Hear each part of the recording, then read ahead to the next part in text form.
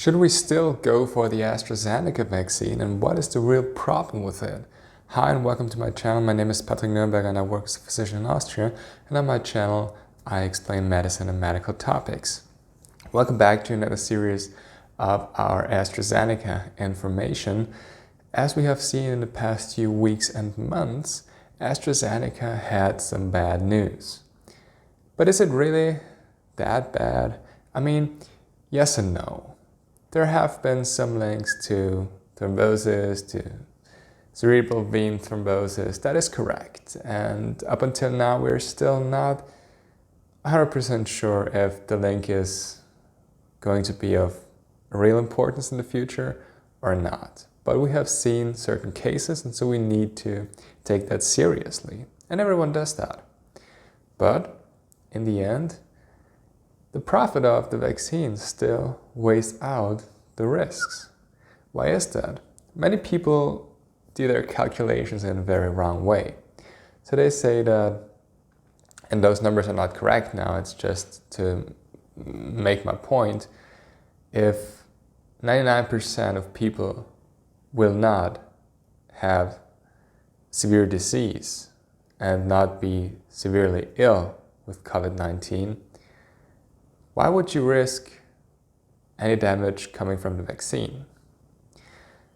In this calculation, you would assume that 1% gets severely sick, so ending up at the ICU, having long-term complications, or die.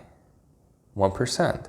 That doesn't sound like a lot of people, but in the midst of the pandemic, where a lot of people get sick, 1% is a very high number of people. If you compare this to the numbers that you see with side effects of the vaccines, not only AstraZeneca, but all of them show some sort of side effects in a very, very, very low percentage. So there's a lot of zeros behind the dot after a zero. So percentages of 0.0001 or 0.00001. And this makes it highly unlikely for you as an individual to have this complication. And the risk of getting severely ill by COVID-19 is still 10, 100, 1,000 or 10,000 times higher, or even 100,000 times higher than the risk of any serious side effect of the vaccine. That is an important point that many people don't understand. Of course, I also have to admit, in medicine, and this has nothing to do with the vaccines themselves, this is generally a problem in medicine, the statistics do not say anything for the individual person, and that is correct. If you have a disease that appears only 1 in a million or 1 in 10 million people, it is unlikely, but it does make the situation for you better. So statistics are problematic for the individual person, but still in medicine we have to work with those statistics and those numbers to make sense, to make decisions, and also to calculate a personal risk. So if you are confronted with the percentages of having a severe COVID-19 infection and the percentages of the side effects of any vaccine, you will have to make up your own mind and do your calculations. There's one more thing that we need to consider here. In this special situation, there's not only the possibility to protect ourselves from COVID-19, but we also have to see the bigger picture. So we will need and want our society, our surrounding, to be safe and vaccinated in order to be able to overcome this pandemic and all the problems this crisis inhabits with them. So it is also not only, well, it doesn't just only make sense for yourself to protect yourself against the virus, but it is also some sort of a moral obligation to be part of a society that is vaccinated against a virus that causes a pandemic with many, many, many problems in so many ways.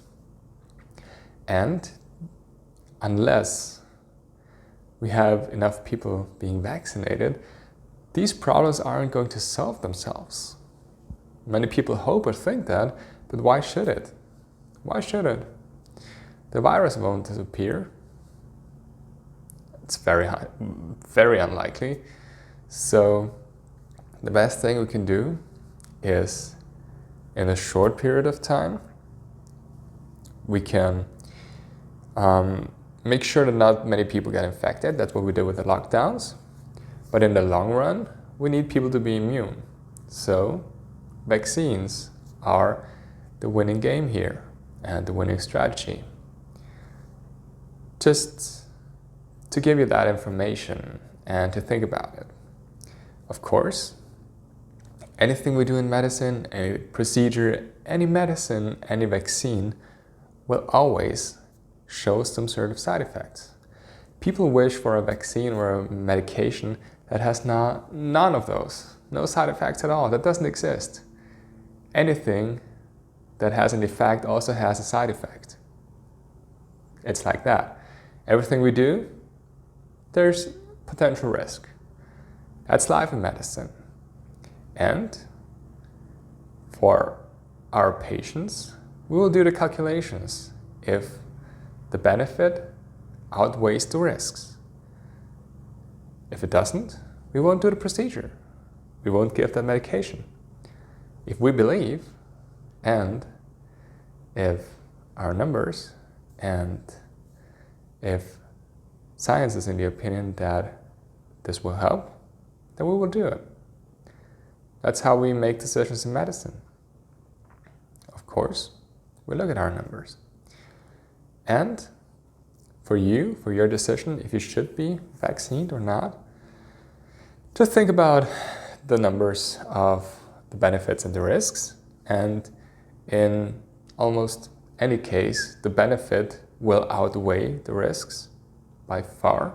So get yourself vaccinated. And also, if you still are afraid of some of the potential side effects, it is very unlikely, but it's not impossible. I'll give you that.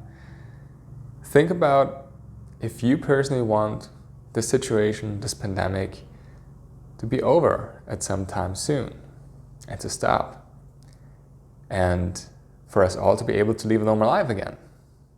Because only if enough people will be vaccinated, this will be possible.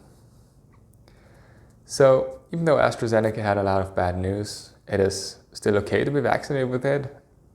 Absolutely. I got my second AstraZeneca vaccine yesterday, and I didn't have any doubts about doing it or not. It was a sure decision. It was a no-brainer. So I would encourage you to not be afraid of the vaccines.